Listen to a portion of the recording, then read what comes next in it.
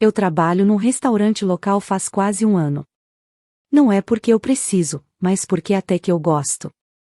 É um trabalho simples. As gorjetas são boas, e me ocupa 3 dias na semana, melhor do que ficar olhando planilhas e contratos o tempo todo. Sim, eu falei contratos, mas isso eu explico depois. Minha família sempre me tratou como a decepção da casa. Desde o ensino médio, quando meu irmão Jake conseguiu uma vaga numa escola chique com bolsa parcial, e eu continuei na escola pública. Meus pais hipotecaram a casa para pagar os estudos dele e me falaram que eu devia aprender alguma profissão, porque faculdade não era para mim.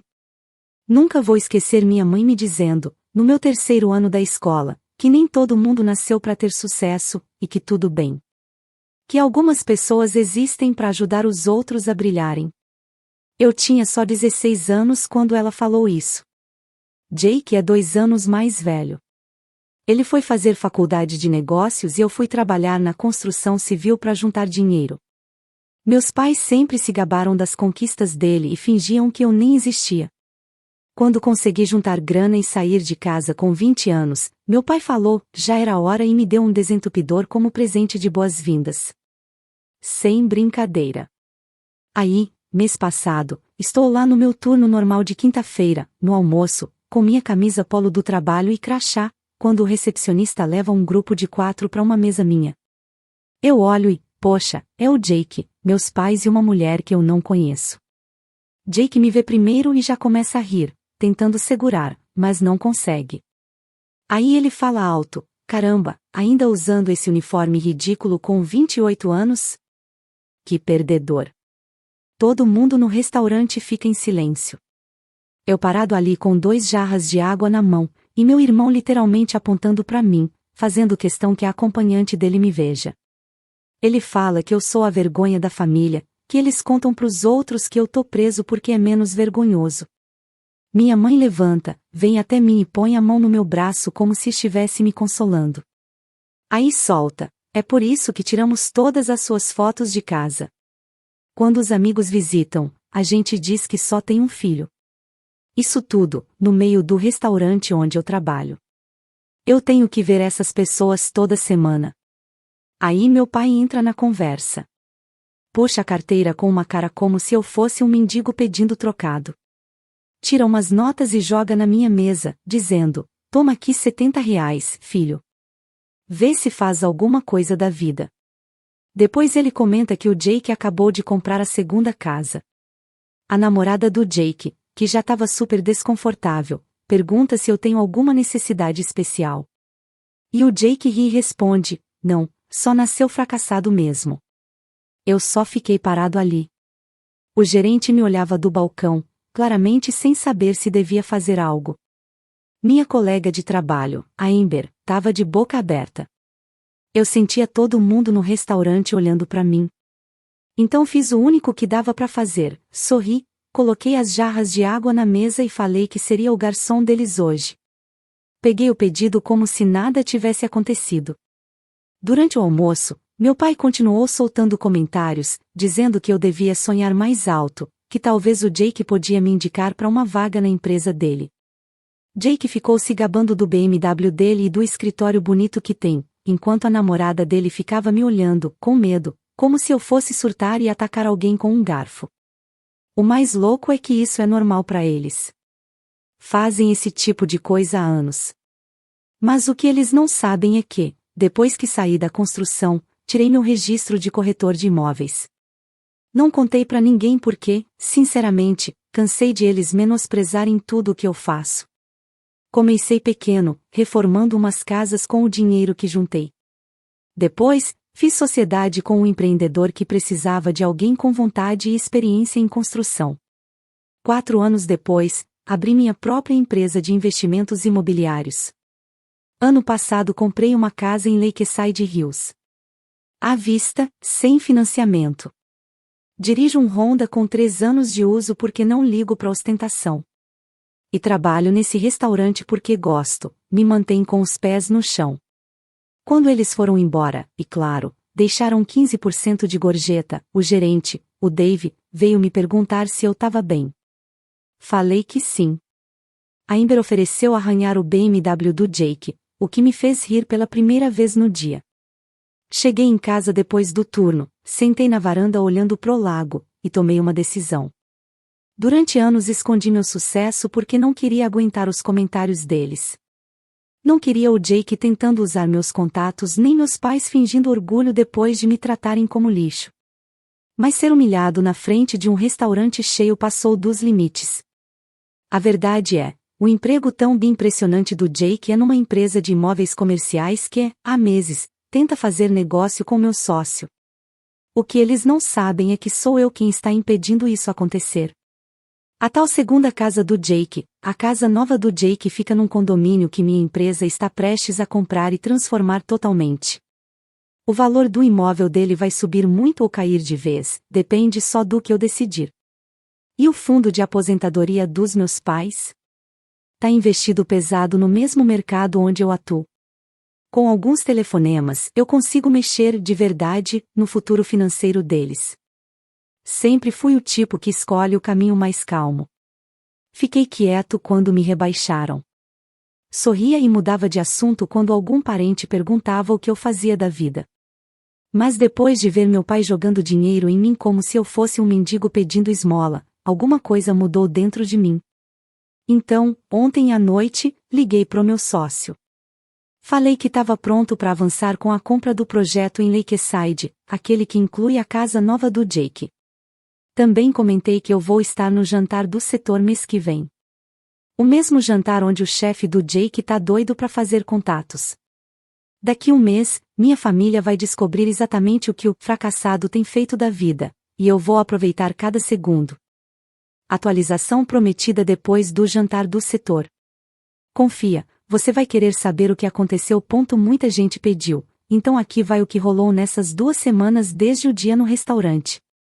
No dia seguinte à humilhação, minha mãe me mandou uma mensagem como se nada tivesse acontecido. Tipo, oi, querido, tudo bem? Como se ela não tivesse contado pro restaurante inteiro que eles fingem que eu nem existo. Eu deixei a mensagem sem resposta por 3 dias. Aí ela mandou outra, você tá bravo com a gente? Bravo? Você tá brincando comigo? Acabei respondendo que estava ocupado com o trabalho. Verdade. E que falava com ela depois. Mentira. O que eu estava fazendo mesmo era colocando tudo em movimento. Lembra que falei da casa do Jake?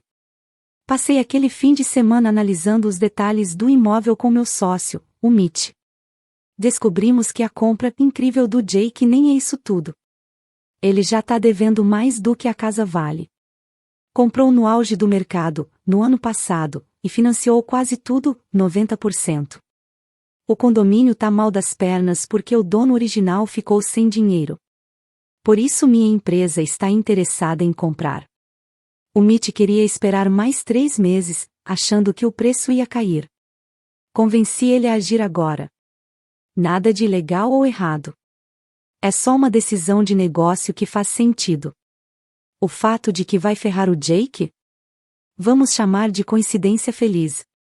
Na terça, eu estava trabalhando de casa quando a campainha tocou. Quem era? Meus pais. Nunca tinham vindo na minha casa antes. Sempre inventei desculpa. Comprei esse lugar há 1 ano e eles ainda acham que eu moro num AP velho do outro lado da cidade. Quase não abri a porta. Mas pensei, quer saber? Vamos ver no que vai dar. A boca do meu pai literalmente caiu quando me viu abrindo a porta. Ele ficou parado, olhando além de mim, pro meu sofá e pras janelas grandes com vista pro lago. Minha mãe tentou disfarçar e perguntou se eu estava cuidando da casa de alguém. Respondi, não, a casa é minha. E convidei os 2 para entrarem. Eles andaram pela casa como se estivessem num museu, tocando nas coisas e perguntando quanto custava tudo. Meu pai ficava falando que não sabia que trabalhar em restaurante pagava tão bem assim. Aí ele sentou no sofá e perguntou se eu estava vendendo drogas. Sem brincadeira. A primeira ideia dele não foi que eu poderia ter sucesso. Foi que eu devia estar fazendo algo ilegal. De tanto que eles me subestimam. Falei que tinha feito alguns investimentos que deram certo. Minha mãe, na hora, perguntou se eu podia ajudar com a aposentadoria deles, porque estavam preocupados com isso ultimamente. Engraçado como, de uma hora para outra, eu deixei de ser o fracassado e virei conselheiro financeiro. Meu pai ainda pediu se eu podia emprestar um dinheiro pro Jake, porque ele tá meio apertado depois de comprar a segunda casa. Falei que ia pensar, e eles ficaram satisfeitos com isso. Depois de uma hora, foram embora. E eu voltei pro trabalho, planejar a próxima parte do meu plano. Liguei pro meu contato na Westlake Partners, onde o Jake trabalha, e aceitei o convite pro jantar beneficente da semana que vem. Normalmente eu nem vou nesses eventos, mas dessa vez fiz questão de pedir para sentar na mesa dos sócios seniores, inclusive o chefe do Jake. Naquela noite, o Jake me ligou pela primeira vez em uns 2 anos. Começou com um papo furado, perguntando como eu tava, e logo foi direto ao assunto. Disse que soube que eu tinha uma casa bacana e queria conhecer. Depois perguntou se eu podia apresentar ele para alguns dos meus contatos investidores, porque ele tá trabalhando em uns projetos grandes. Falei, claro, passa aqui sábado de manhã e a gente conversa. Ele ficou surpreso com a minha resposta. Provavelmente achava que eu ainda estava chateado com o que aconteceu no restaurante. Sábado chegou e ele apareceu com o BMW dele. Entrou, olhou minha casa e na hora mudou a postura. Ficou analisando tudo, tentando entender. Aí perguntou como eu conseguia bancar tudo isso sendo garçom. Respondi que tenho outras fontes de renda. Ele sentou e passou quase uma hora tentando descobrir o que eu faço e quem eu conheço, mas sem perguntar diretamente. Parecia que ele estava tentando montar um quebra-cabeça sem metade das peças. No fim, ele comentou que a empresa onde trabalha tenta há meses fechar negócio com a Riverside Development Group, mas sem sucesso. Eu só sorri e falei, dizem que eles são bem seletivos com quem fazem parceria. Aí o Jake foi mais direto e perguntou se eu conhecia alguém de lá. Falei que talvez. E disse que vou ao jantar beneficente da semana que vem, onde várias pessoas da Riverside vão estar. Os olhos dele quase saltaram da cara. Na mesma hora, pediu se eu podia conseguir um convite para ele. Falei que ia ver o que podia fazer. Sabendo muito bem que o chefe dele já foi convidado, e que o Jake, especificamente, não foi, porque estragou uma apresentação para uma empresa ligada à Riverside no ano passado. Passei o resto do fim de semana finalizando a compra do condomínio problemático onde fica a casa nova do Jake. Vamos anunciar o negócio no dia seguinte ao jantar beneficente. Os moradores ainda não sabem de nada. O plano é reformar toda a comunidade. Mas isso vai exigir uma taxa extra de todos os donos de imóvel para bancar as melhorias. Quem não puder pagar vai ter a opção de vender de volta para a gente por 80% do valor. Jake não tem dinheiro para nenhuma das duas opções. Ele vai se ferrar. Ontem, minha mãe ligou perguntando se eu já tinha conversado com o Jake para ajudar ele. Falei que tivemos uma boa conversa e que eu estava pensando em algumas possibilidades. Ela ficou super animada, dizendo que a família tem que se unir e que sempre soube que eu ia ser alguém na vida. Então perguntei sobre aquela vez que eu tinha 16 anos e ela me disse que algumas pessoas não nasceram para ter sucesso. Ela ficou em silêncio. Depois disse que eu devia ter entendido errado, que sempre acreditou em mim, e que tirar minhas fotos da parede foi só porque precisavam do espaço. Deixei ela reescrever a história. Não importa mais. Hoje confirmei minha presença no jantar beneficente. Vou sentar na mesa 1, com o CEO da Riverside, 2 sócios seniores da Westlake, os chefes do Jake e o prefeito. O Jake vai estar lá também, mas como associado júnior, andando pelo salão, entregando cartão de visita e tentando fazer contatos. Ele não faz ideia de que sou o motivo da empresa dele não conseguir fechar negócios grandes na região. Nem imagina que eu sou o dono da maior parte do condomínio onde a casa nova dele tá virando um desastre financeiro. E em exatamente uma semana, todo mundo naquele salão vai descobrir quem é o irmão fracassado de verdade. Depois conto como foi. Agora as coisas vão começar de verdade. E aí, pessoal, voltei com mais uma atualização.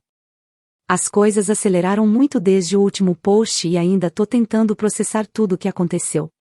Então se prepara, porque o negócio ficou sério.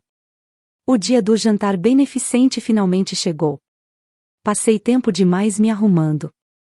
Não vou mentir, até comprei um terno novo só pra ocasião. Nada chamativo, só algo elegante e bem ajustado. Queria estar bem, mas sem parecer que tava me esforçando demais, sabe? Cheguei cedo no local para conferir de novo os lugares nas mesas.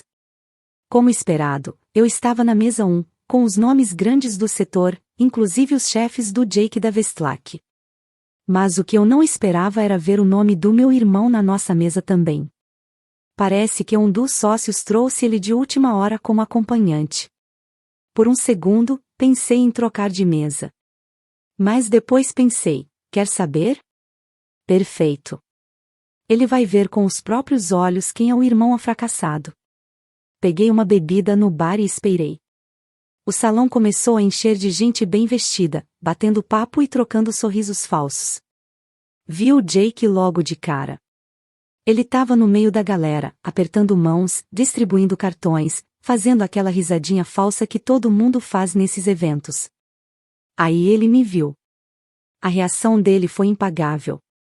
Fez aquela cara de quem olha 2 vezes para confirmar. Como se o cérebro dele não conseguisse entender o que os olhos estavam vendo.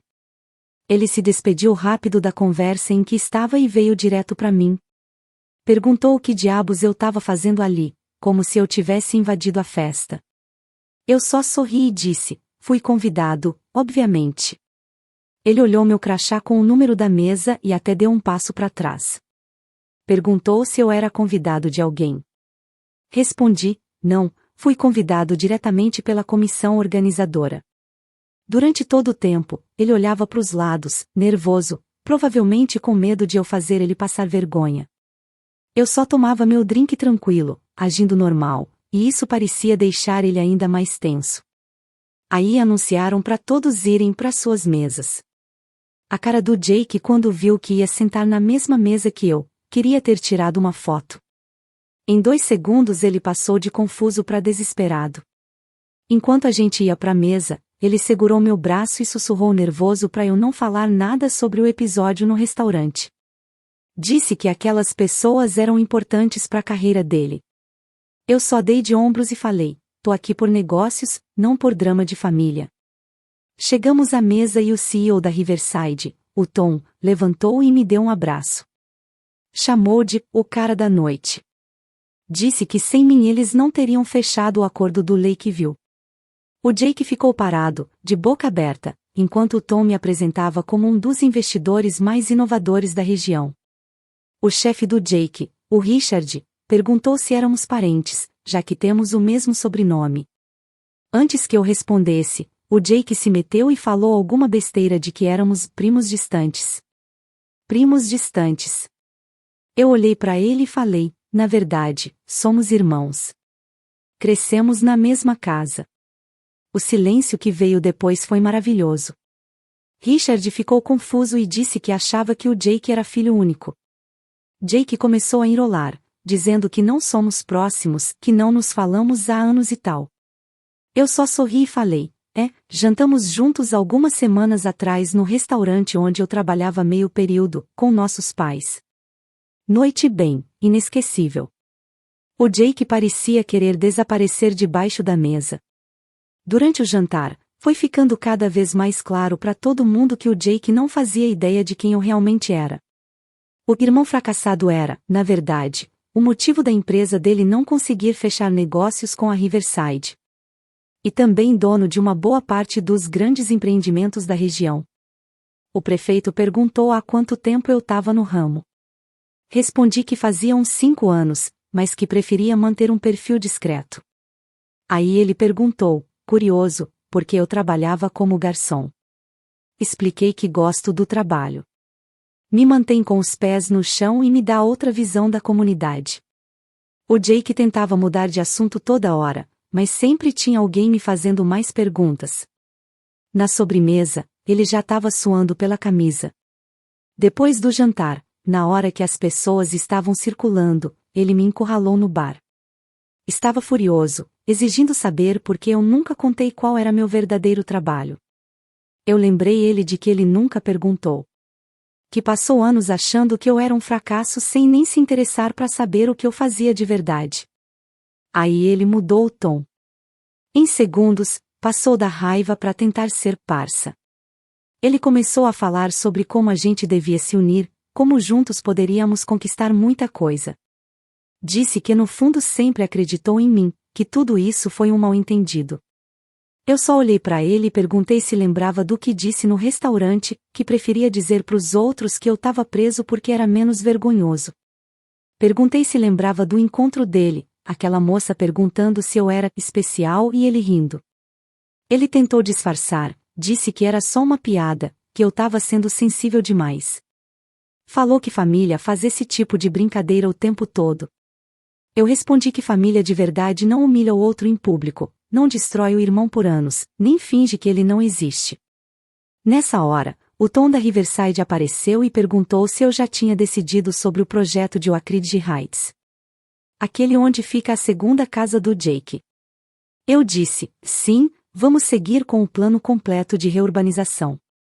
Os avisos de taxa especial para os moradores saem amanhã.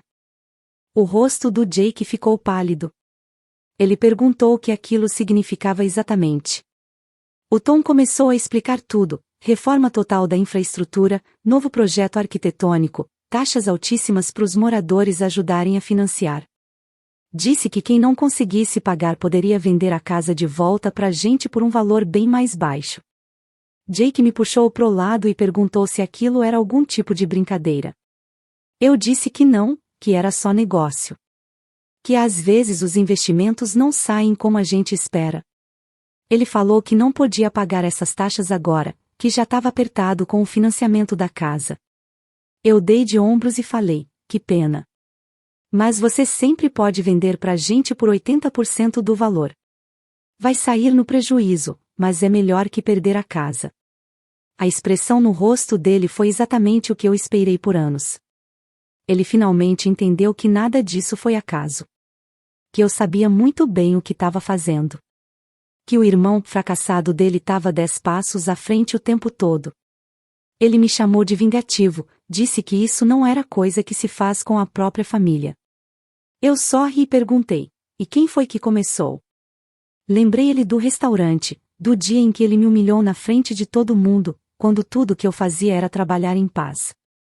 Ele saiu furioso, quase derrubando um garçom no caminho. Terminei minha bebida e fui me despedir do pessoal. Tom comentou que estava animado pro nosso jogo de golfe no fim de semana. Richard, da Westlake, perguntou se eu considerava deixar eles entrarem no próximo projeto da Riverside. Falei que ia pensar no caso. Na manhã seguinte, recebi uma ligação da minha mãe. Chorando, dizendo que o Jake contou tudo para eles.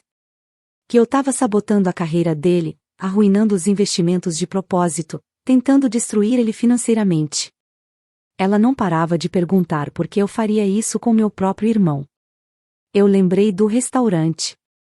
De quando ela mesma disse, na frente dos outros, que fingiam ter só um filho. De como tiraram todas as minhas fotos da casa. Ela ficou em silêncio. Depois tentou justificar dizendo que estavam envergonhados, que não entendiam como alguém com meu potencial escolhia trabalhar num restaurante. Que achavam que eu estava desperdiçando a vida. Eu perguntei se isso justificava me tratarem como lixo durante anos. Ela não teve resposta. Uma hora depois, meu pai me ligou.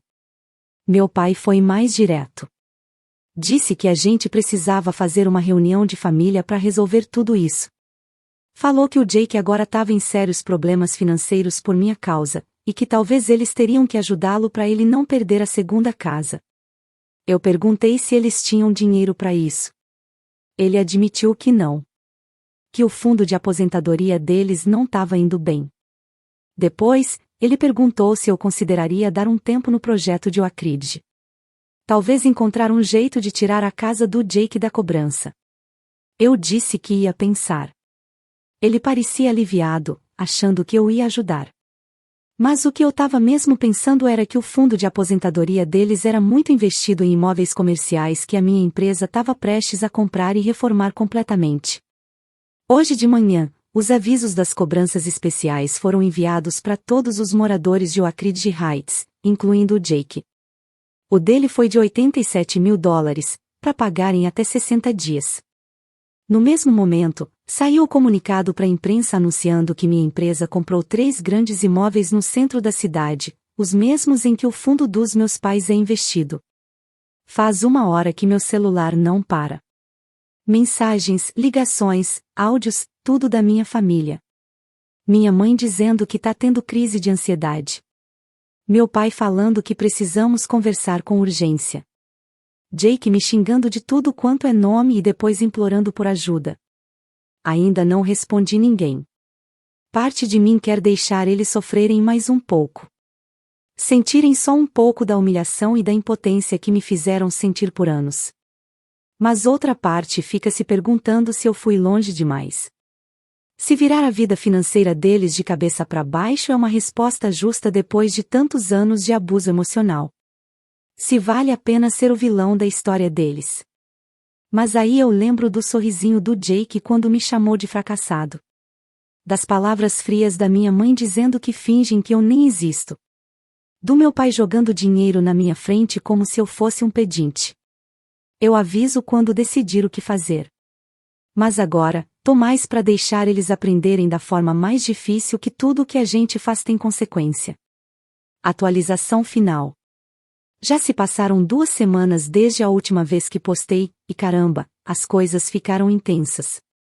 Obrigado pelo apoio nos comentários. Ler aquilo me ajudou a manter a firmeza quando tudo ficou difícil. Depois de ignorar as ligações e mensagens da minha família por 3 dias, finalmente aceitei encontrar com eles. Não porque eu me sentia mal ou queria perdoar, mas porque queria ver o rosto deles quando percebessem o quanto erraram. Sugeri um café no centro, lugar neutro. Cheguei antes e escolhi uma mesa no canto, de onde dava para ver a porta. Meus pais chegaram primeiro, com cara de quem não dormia fazia dias. Os olhos da minha mãe estavam inchados de tanto chorar, e meu pai estava com um jeito derrotado que eu nunca tinha visto. Jake chegou 5 minutos depois. Ele parecia irritado, não assustado ou arrependido como meus pais. Assim que sentou, já começou a falar comigo, perguntando qual era o meu problema e se eu estava feliz agora que arruinei a vida dele. Eu só olhei para ele e perguntei se ele estava mesmo se fazendo de vítima. Lembrei que foi ele quem começou, me humilhando na frente de todo mundo no restaurante, na frente dos meus colegas. Que foi ele quem disse para uma desconhecida que eu era tão vergonha para a família que eles preferiam dizer que eu estava preso. Ele tentou dizer que era só uma piada, que eu estava levando tudo a sério demais. Falou que eu estava sendo mesquinho e vingativo por causa de uma brincadeira de família, sem maldade. Meu pai tentou me interromper, dizendo, olha, talvez o Jake tenha passado dos limites, mas minha resposta foi exagerada e cruel. Aí eu peguei meu celular e dei play numa gravação de quando eu tinha 17 anos. Era meu pai falando que eu devia aceitar que o Jake era o único com potencial, que eu devia parar de competir com ele e só apoiar. Disse que eu sempre seria no máximo mediano e que era melhor eu aceitar isso. Meu pai ficou branco. Perguntou de onde eu tirei aquilo. Respondi que comecei a gravar essas coisas desde os 16, porque depois eles vinham dizer que nunca tinham falado nada. Disse que tenho anos de gravações deles me rebaixando, me comparando ao Jake, dizendo que eu era uma decepção.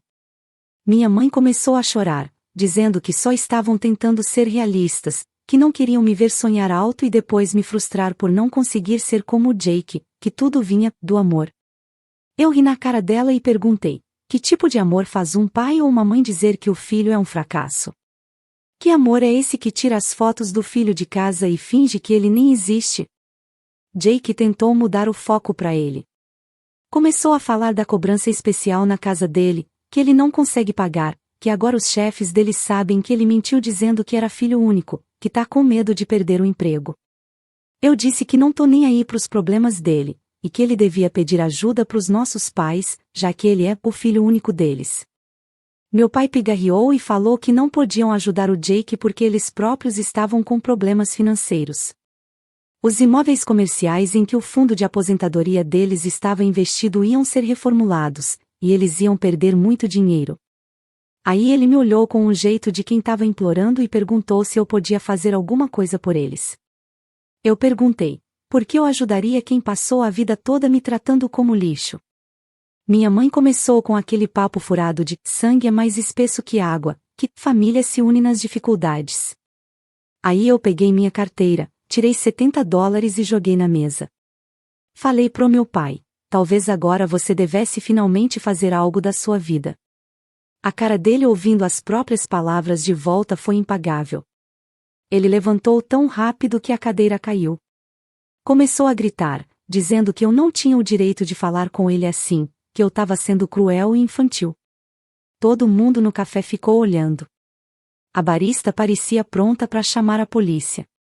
Eu fiquei calmo e falei, ou senta, ou vai embora. Quem tá fazendo escândalo é você, não eu. Ele sentou, vermelho e tremendo.